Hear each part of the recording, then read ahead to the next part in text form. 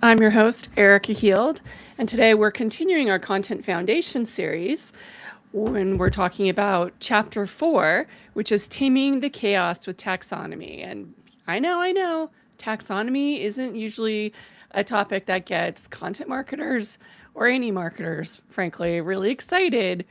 Most people would rather be talking about AI, thought leadership, content strategy, social media, literally anything else. But here's the thing.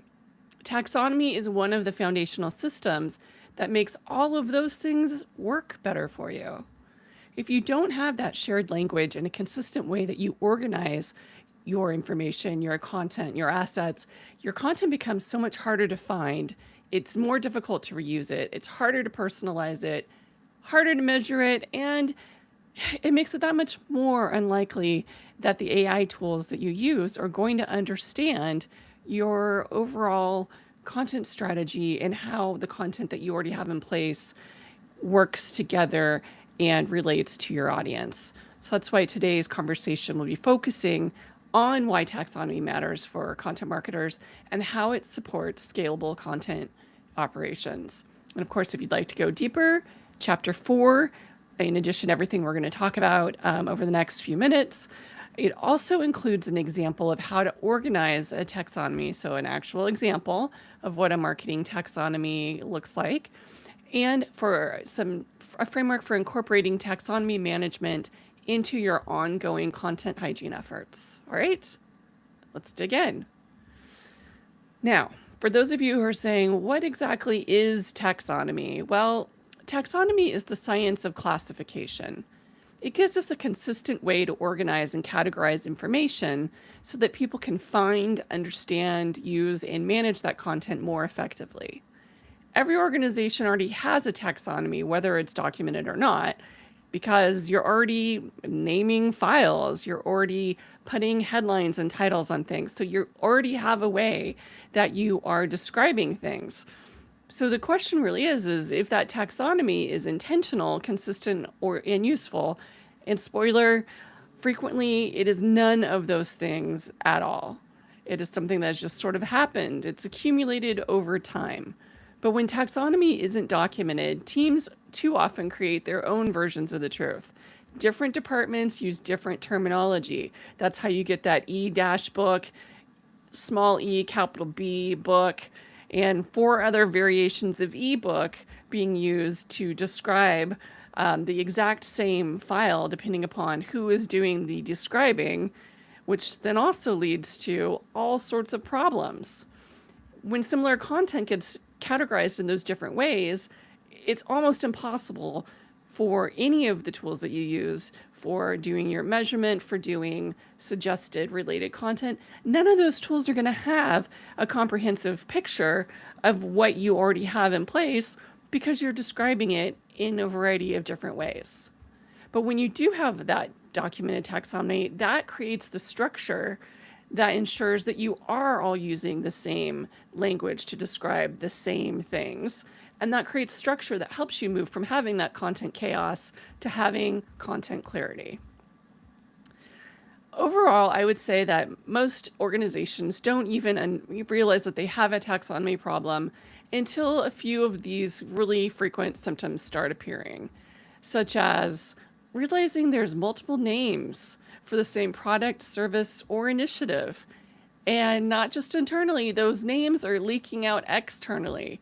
I've seen that a ton, especially when you're in a fast-moving startup that is trying to create a whole new category. You can have a bunch of people doing a lot of naming creation on their own. Similarly, you'll see duplicate content being created because nobody can find the existing assets that were already created for that same purpose. You have inconsistent tagging and categorization. Again, having those ebooks, and more ebooks in different ways, but also with white papers and reports, all being used for different reasons by different people for the same and differing content.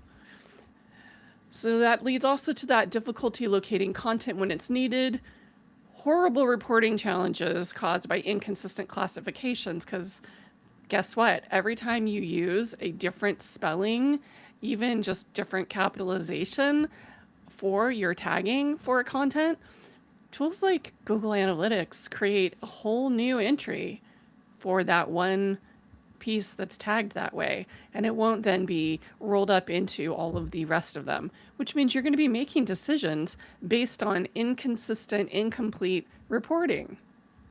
So, at first these issues can seem like isolated problems. Like maybe you'll just see one of them kind of popping up. But they're all symptoms of the same underlying challenge, which is not having that shared organizational language and structure.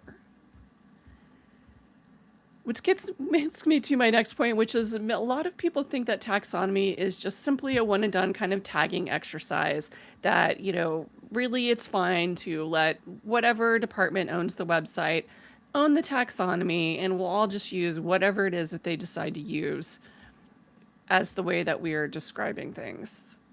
But the problem is that your taxonomy isn't just something that lives on your website. It's actually a governance tool. It's a hugely important content governance tool. It helps establish that consistency across your content creators, teams, channels, and technologies so that you have that shared understanding of how information should be categorized and described. And you can't be scaling your content operations without having it in place. That's why I consider taxonomy to be one of the foundational building blocks of content governance, and talk about it at the very start of my book, Content Foundations. Because if you don't get anything else done, the top 4 things that we've gone over these past few weeks on Content Chat, taxonomy is that 4th major building block that you've got to have in place, even if you do nothing else, if you want to be able to bring your content strategy to life. When you do have that common language that you're using in the form of a taxonomy, it becomes easier to know what content you should be creating, to manage it, measure it, distribute, and maintain that content. Taxonomy isn't just about creating more rules. It's not about creating naming conventions for your files, although that's certainly something that taxonomy plays into. It's about reducing friction. I definitely feel that this conversation that we're having now about taxonomy is so critical because of how much AI adoption is happening throughout organizations. In your AI tools, people kind of think that, AI just auto-magically understands your business and that you can just give it your website URL or upload, a few sentences, and that it will understand your voice, your tone, your personas, your style guide, and that it'll understand what your taxonomy is and be able to apply it to everything that it does. But that's not true. AI needs context that you provide. You've got to train it.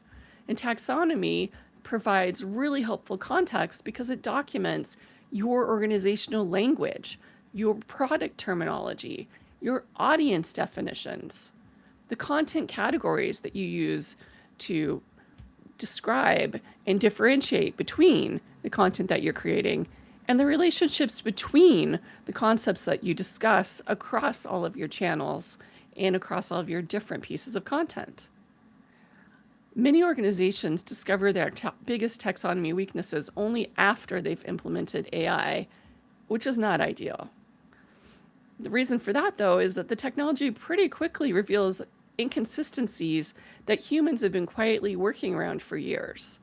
When different teams use different terminology or classify content differently, especially across your website, which I've seen so frequently that to be the case, that each section is owned by a specific department who's updating that content, and they're not using that same language across the entire organization. And when that happens, AI tools don't have a reliable way to determine which version of the truth is correct. So the stronger your taxonomy, the stronger the foundation you're providing for both the humans that create content in your organization and for the AI tools that you want to be using. So one of the last things I'm going to leave you with today is that the biggest taxonomy mistake isn't creating a bad taxonomy. It's about creating one and not maintaining it. Businesses evolve, your products evolve, your audiences evolve, content evolves. Your taxonomy needs to evolve as well whenever any of these things change. And that's where content hygiene becomes critical. A healthy taxonomy is not going to be a one-time project. It's not something you can assign to someone on your team to, oh, just document that taxonomy and get it up there in our digital asset management tools and on the website, and then we never have to think about it again. Sorry, that's just not the case. You're absolutely going to have to be going in there and seeing, are pieces of content being created that none of your defined taxonomy adequately differentiates between? Are there categories in your taxonomy that are never being used? Or are there terms that are being used for such a broad grouping of content that people are not able to find what they need? Over time, after you've documented your taxonomy, you 100% are going to want to be making revisions to it to reflect how people are using your content and what your current content realities are actually focused on. So that's why chapter 4 in the book doesn't just discuss taxonomy structure, it also explores how taxonomy management can become part of your regular content hygiene process, helping to ensure that your organizational language stays aligned with your business and your content ecosystem over time. So your goal, remember, is not perfection. When we're talking about any of these foundational content foundations, the goal is just getting started, is doing the work. So for this, your taxonomy goal is to maintain a taxonomy that remains useful, relevant, and usable. So if you take nothing else out of this mini rant that I've shared with you today, this overview of chapter 4 in Content Foundations on Taxonomy, taxonomy isn't about the tags, categories, or metadata, even though that's obviously what is, right? But what the value is in taxonomy and the reason you should be focusing on it as one of your core 4 content foundations is taxonomy is about creating a shared language that helps people and technology work more effectively together. A good taxonomy that's been documented and shared and adopted across your organization makes your content easier to find, easier to reuse, easier to personalize, easier to measure, and critically easier for AI to understand and to apply. It's one of those invisible systems that nobody notices when it's working well, but everybody feels when it's broken.